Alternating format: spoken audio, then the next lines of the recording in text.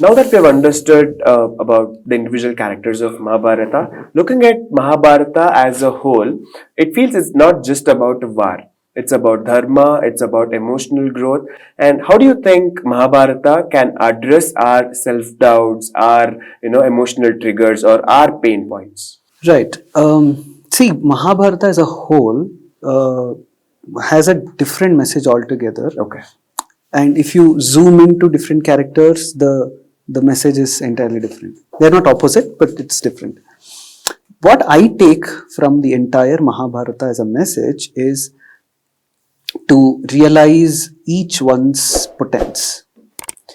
And I think that is the answer for all kinds of crises that we are experiencing nowadays. Right. See, for instance, we all have our self-doubts, like you said, right? We all keep questioning ourselves, am I into a right job? Am I into a right relationship?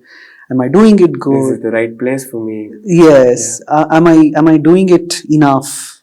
Things Right. like that. Right? So these questions arise only when we don't know what is our true potence in that sense, or we don't know what is the path that one should be taking. Yeah. Direction. The direction. And it is not external. I mean, you cannot realize it externally, but you must realize it. Got it. You should really see it inside you. Through introspection, you will be able to understand what is that I am meant for.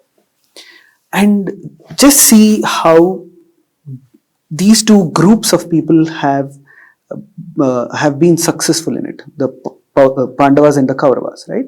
Every Pandava, starting from Yudhishthira, then Bhima, then Arjuna, Nakula and Sahadeva, they have realized their abilities. Yudhishthira knows his strength and he limits himself to his strength. Right. Arjuna knows his strength and he limits to his strength. Everybody knows their strengths and they never overdo it. Yeah. They never underdo it. Right. So, and they were constantly seeking their strengths and their potence, and they were excelling in it, they were refining it. And like I said, even at the age of 70, 75 years, they were fighting, and they have shown such a valorous act in the war, and they have won the war. Yeah. So that was successful because they were able to recognize their inner strength, their inner calling, and they were able to pursue that inner strength and calling. Compare that with Kauravas. None of them, they were 100 in number, but none of them were able to realize what are their strengths. Just as an example, on the day of war, before Arjuna experiencing his anxiety, Duryodhana goes to Bhishma and says, look at the other group. There is Bhishma, there is Jayadratha, Drupada, everybody is there and everyone is so valorous. They are so capable. They can, they are equivalent to hundreds and thousands of warriors. Then look at our troop. I am doubtful of myself. I don't know how others can contribute. You are so old. I don't know you'll be able to do. So he started doubting himself. He demolished moral strength of everyone in his troop. That's because he had so much of self-doubt. He had so much of, questions about his own group of people. So that is where the problem is. When you don't know what are your strengths, what is that you're capable of, you will never be able to take a bold step.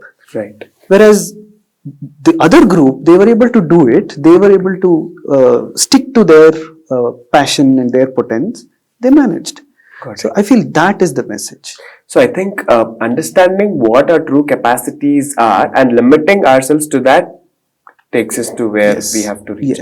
Amazing answer. I think we've spoken a lot about Mahabharata, and you efficiently bridged that gap between what Mahabharata is seen as just a religious text to a much more, what do you call, a mental wellness guide. You've efficiently done that. Thank you so much for talking about Mahabharata in such a lengthy, insightful manner.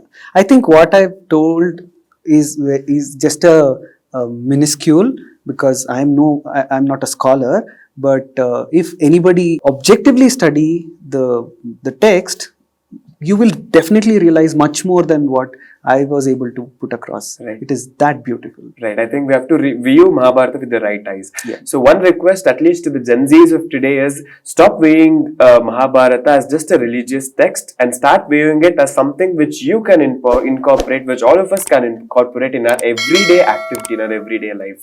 So that's about Mahabharata. For the people who are talking about mental health for the first time, how do you think they should open up? Opening up is really essential in mental health, but with whom you go and talk to matters a